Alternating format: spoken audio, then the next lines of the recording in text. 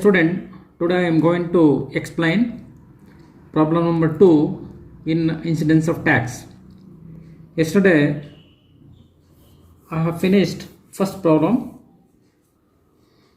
In this concept, you always remember 5 important points, as I said earlier, that is income received in India, place of receipt of income in India, in such a case taxable to all, income earned in India, whether received in India or outside India, taxable to all, income earned from outside India, from business as well as profession which has been controlled from India, under this situation taxable to resident as well as not earned resident but not taxable to non-resident. Then fourth one, income earned outside India from any other source other than business as well as profession which has been controlled from India, taxable to only resident.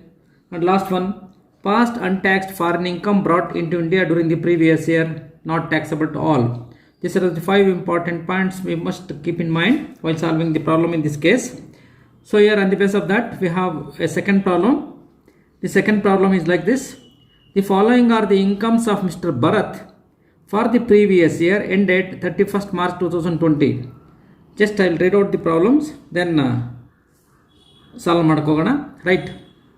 First one, profit from business in India controlled from London rupees 20,000. This is a business in India.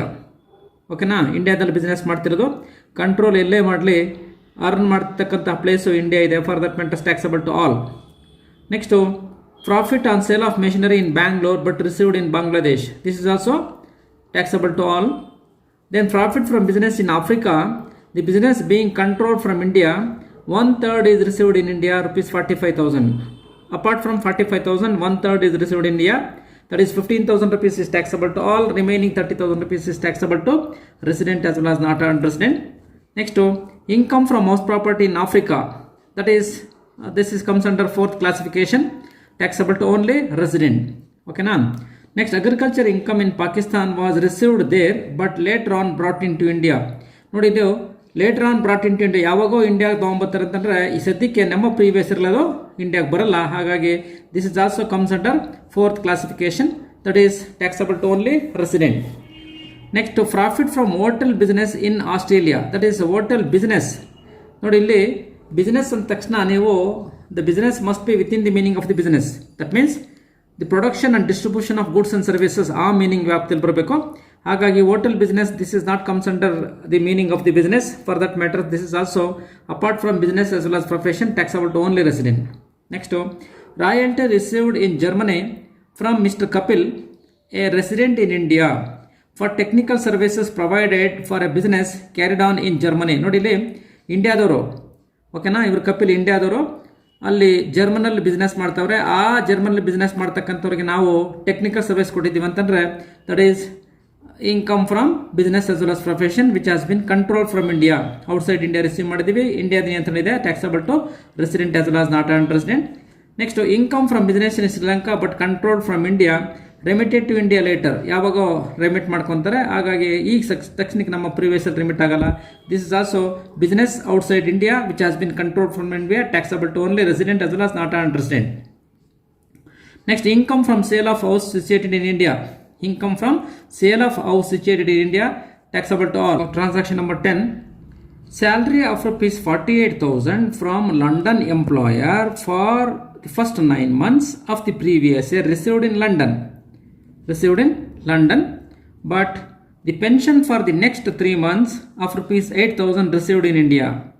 ನೋಡಿ, ಇದು absolutely receive ಮಾಡ್ತಕ್ಕಂತಹ ಪೆನ್ಷನ್ನು ಇಂಡಿಯಾದಲ್ಲಿ receive ಮಾಡ್ಕೊಂಡಿದ್ದೀವಿ, this is taxable to all. ಇದು ನೋಡಿದು London employer ಅಂದರೆ ಲಂಡನಲ್ಲಿ ಕೆಲಸ ಮಾಡಿರ್ತಕ್ಕಂಥದಕ್ಕೆ ಲಂಡನ್ ಎಂಪ್ಲಾಯರಿಂದ ನಮಗೆ 48,000 rupees ನಮಗೆ 9 monthsದು ಸ್ಯಾಲ್ರಿ ಬರುತ್ತೆ. This is called as income from profession outside India.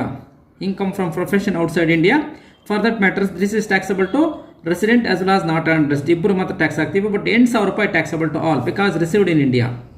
Next profit from business rupees 16,000 of which 6,000 remitted to India later. The business is established in London which is controlled from Mr. Bharat.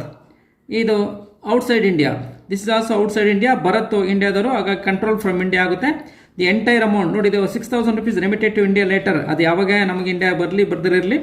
ಇಲ್ಲಿ total amount of 16,000 rupees is income earned outside India from business which has been controlled from India, taxable to only resident as well as not earned resident. Entire amount of 16,000 rupees. ಇದು 6,000 rupees remitted to India later ಅಂದರೆ ಯಾವಾಗ ಬರುತ್ತಾವ ನೋಡ್ಕೊಳ್ಳೋಣ. ತಕ್ಷಣಕ್ಕೆ ಇದು 16,000 rupees is taxable to resident as well as not earned resident. Next last point, income from house property in London rupees 30,000. ನೋಡಿ, income from house property in London rupees 30,000. From house property in India rupees 10,000. The later being remitted to India. ಇದು ಲಂಡನ್ನಲ್ಲಿ ಬರ್ತಕ್ಕಂಥ amount later on remitted to India, ಅದು ನಮಗೆ ಈ ವರ್ಷಕ್ಕೆ ಸಂಬಂಧಪಡಲ್ಲ. ಈಗ ತಕ್ಷಣಕ್ಕೆ this is income from income earned outside India other than business as well as profession. ಕರೆಕ್ಟಾ? ಹಾಗಾಗಿ this is comes under 30,000 rupees is taxable to only resident. Next, remaining 10,000 rupees received in India, that is house property in India, this 10,000 rupees is taxable to all. ಓಕೆನಾ? ಇದು compute the total income of mister Bharat for the assessment 2020 and 21 if he is resident, not earned resident, non resident. This is a problem. ಈ ಪ್ರಾಬ್ಲಮನ್ನು ನಾನು ಇಲ್ಲೇ explain ಮಾಡ್ತೀನಿ ನೋಡಿ. Just statement ಹಾಕೋಣ. That is statement showing computation of total income of mister Bharat for the assessment 2020 and 21. Just ಜ್ಞಾಪಕ ಇಟ್ಕೊಳ್ಕೊಳ್ಳಿ ಕ್ಲೀನಾಗಿ. Right, first one, profit from business in India control from London. I said already, that is ಇದು business ಇಂಡಿಯಾದಲ್ಲಿ ಮಾಡ್ತಿರೋದು. ಇಂಡಿಯಾದಲ್ಲಿ business ಮಾಡ್ತಿರೋ income earned in India. ಕರೆಕ್ಟಾ? Earned in India ಅಂತ ತಕ್ಷಣ ಟ್ಯಾಕ್ಸಬಲ್ ಟು ಆಲ್. ನೋಡಿ, 20,000 ಟ್ಯಾಕ್ಸಬಲ್ ಟು ಆಲ್. ಓಕೆನಾ? Next, profit on sale of machinery in Bangalore but received ಇನ್ ಢಾಕಾ. ಅಲ್ಲಿ ಮೆಷಿನರಿ ಸೇಲ್ ಮಾಡೋ ಮುಖಾಂತರ ನಮಗೆ ಇನ್ಕಮ್ ಎಲ್ಲಿ ಬಂತು? ನಮಗೆ ಇನ್ಕಮು ಬ್ಯಾಂಗ್ಳೂರಲ್ಲಿದೆ, ಇಂಡಿಯಾದಲ್ಲಿದೆ. ಅಲ್ಲಿಗೆ income earned in India, income earn ಮಾಡಿರೋ ಇಂಡಿಯಾದಲ್ಲಿ, ರಿಸೀವ್ ಎಲ್ಲೇ ಮಾಡ್ಕೊಳ್ಳಿ, ಅರ್ನ್ ಮಾಡಿರೋ ಪ್ಲೇಸ್ ಇಂಡಿಯಾನಾ, for that matters taxable to all. Okay. Next, profit from business in Africa, the business being control from India, 1/3 is received India. rupees 45,000 ಇದೆ. 45,000 15,000 rupees taxable to all ಮಾಡಿ, ಯಾಕಂದ್ರೆ receive ಮಾಡ್ತಕ್ಕಂಥ place India. Remaining 30,000 rupees, 45,000 15,000 ರೂಪಾಯಿ minus ಮಾಡಿದ್ರೆ 30,000 ಬರ್ತದೆ. That 30,000 rupees is taxable to resident as well as not earned, because the income earned from business as well as profession outside India which has been controlled from India. ಕರೆಕ್ಟಾ? Third classification ಬರ್ತದೆ. That is 30,000 rupees is taxable to resident as well as not earned resident. ಇದರಲ್ಲಿ 15,000 ರೂಪಾಯಿ ಇಂಡಿಯಾದಲ್ಲಿ receive ಮಾಡ್ಕೊಂಡಿದ್ದೀವಿ, for that matters taxable to all. That is 1/3 of rupees 45,000. ಓಕೆನಾ? Next, income from house property in Africa. This is fourth classification.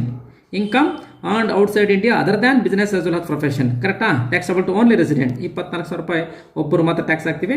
Next, agriculture income in Pakistan received there but later on brought in to India. Later on ಯಾವಾಗ ನಾವು ಇಂಡಿಯಾಗೆ ತೊಗೊಂಬತ್ತೀವಂತೆ, ತೊಗೊಂಬಂದಾಗ ಅದನ್ನು ಯೋಚನೆ ಮಾಡೋಣ. ತಕ್ಷಣಕ್ಕೆ ತೊಗೊಂಬಂದಿಲ್ಲ ಅಂದರೆ agriculture income in Pakistan. ಕರೆಕ್ಟಾ?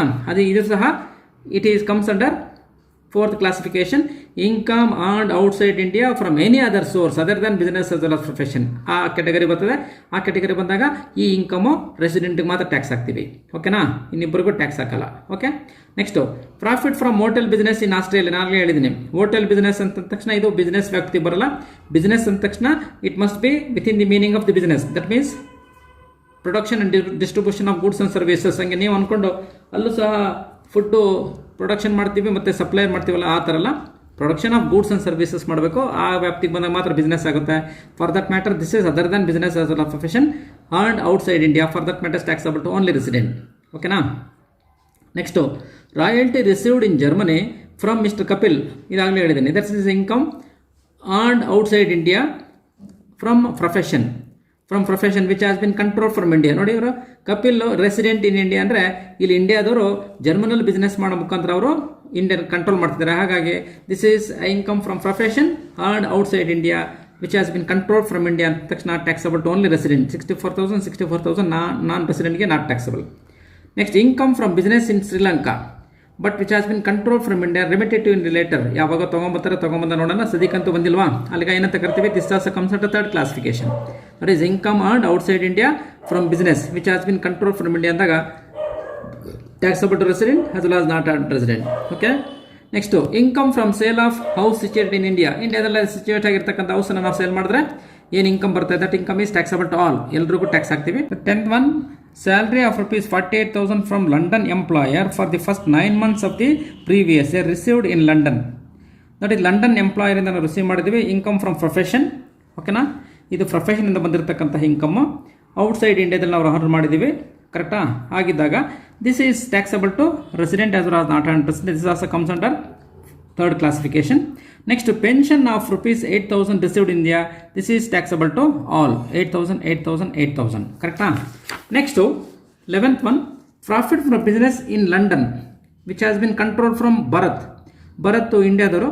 ಇವರು ಲಂಡನಲ್ಲಿ ಬಿಸ್ನೆಸ್ ಮಾಡೋ ಮುಖಾಂತರ ಲಂಡನಲ್ಲಿ ಬಿಸ್ನೆಸ್ ಮಾಡಿ ಅದನ್ನು ಕಂಟ್ರೋಲ್ ಮಾಡ್ತಿದ್ದಾಗ taxable to only resident as well as not resident. 16,000. Next last one, income from house property in London house ಪ್ರಾಪರ್ಟಿಯಿಂದ ಇನ್ಕಮ್ ಅಂದರೆ that is taxable to only resident 30,000 rupees. And in India income from house property in India taxable to all 10,000. ಕರೆಕ್ಟಾ, right. ನೋಡಿ, ಇದನ್ನ ಈಗ total ಮಾಡ್ಕೊಂಡ್ರೆ that is total income is 3,78,000. Resident ಆದರೆ 3,78,000, not on resident 2,83,000 and non resident ಅಂದರೆ 1,11,000 rupees ಅವನಿಗೆ taxable total income ಬರುತ್ತೆ, ಕರೆಕ್ಟಾ. This is the second problem. Okay.